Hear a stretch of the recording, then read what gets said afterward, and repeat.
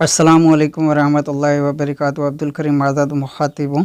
आज आप दोस्तों की खिदमत में नमक बनाने का मुकम्मल तरीका यानी कि जड़ी बूटियों से नमक हासिल करने का कंप्लीट तरीका।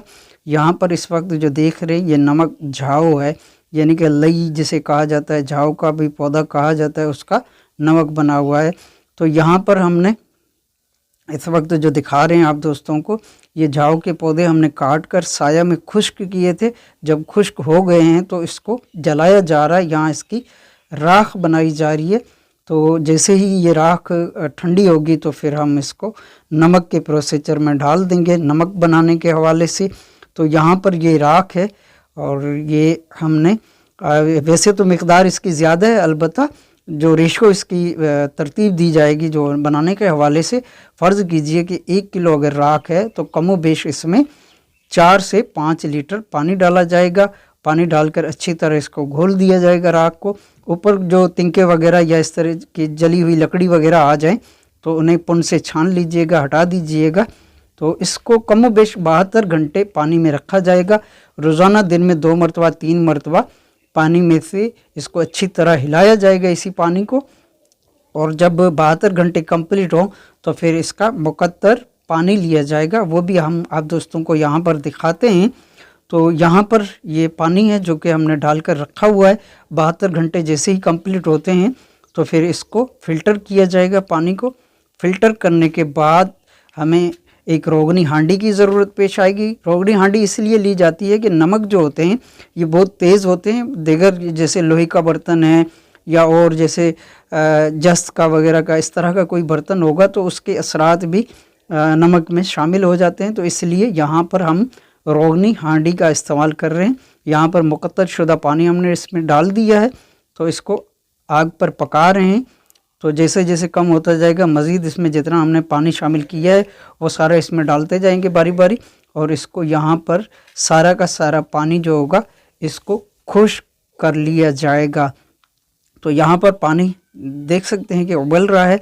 तो जैसे ये प्रोसीजर कंप्लीट होता है, पूरा मुकम्मल तरीका आप दोस्तों से शेयर किया जा रहा है। मुकम्मल तरीका कंप्लीट तरीका इसमें दिखाया जा रहा है वीडियो में, ताकि दोस्तों को किसी किस्म की दुश्वारी ना हो, वो मुकम्मल तरीका देख लें। तो यहाँ पर ये काफ़ी हद तक पानी खुश्क हो गया है।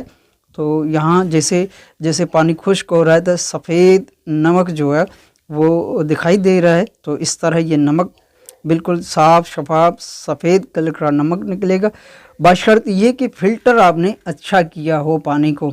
तो जैसे जितना अच्छा फ़िल्टर किया जाएगा उतना अच्छा नमक बनेगा। अगर फ़िल्टर करते वक्त बेहतियाती बेतरतीबी बरती गई तो ऐसी सूरत में नमक जो होगा वो स्याह भी हो सकता है, यानी कि उसमें गंदगी आ जाती है। तो इसलिए फ़िल्टर करते वक्त एहतियात से अच्छी तरह पानी को फ़िल्टर किया जाएगा। तो यहाँ पर अभी भी प्रोसीजर चल रहा है, हम मज़ीद इसमें पानी डालेंगे जो कि मुकद्दर शुदा है। तो जैसे जैसे ये पानी कंप्लीट होगा, यहाँ पर बिल्कुल मुकम्मल ये कंप्लीट हो चुका है। तो ये नमक झाओ कहलाता है। हम इस वक्त जो बना रहे हैं नमक झाओ है। बिलखुसूस ये यरकान और फैटी लिवर यानी कि जिगर पर चर्बी या खून में चर्बीले मादे जमा हो जाते हैं तो शामिल हो जाते हैं, तो इनके लिए ये इंतहाई मौसर कारगर है।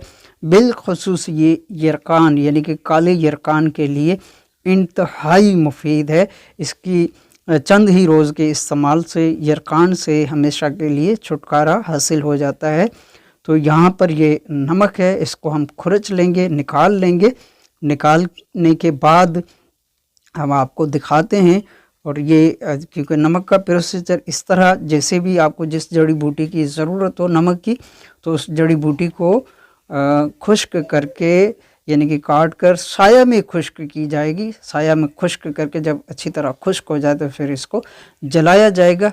बिल्कुल अच्छी तरह जितनी राख सफ़ेदी माइल होगी उतना ज़्यादा नमक निकलेगा, और जितनी राख जो बनेगी वो स्याही माइल होगी तो उसमें कम नमक निकलेगा। तो यहाँ पर आप देख सकते हैं कि देगची से हमने नमक को खुरच लिया है, निकाल लिया। ये है नमक झाओ कहलाता है, क्योंकि हमने झाओ का नमक निकाला है। तो नमक बनाने के यही तरीके होते हैं, अपनाए जाते हैं। आपकी दुआओं का तालिब अब्दुल करीम आज़ाद।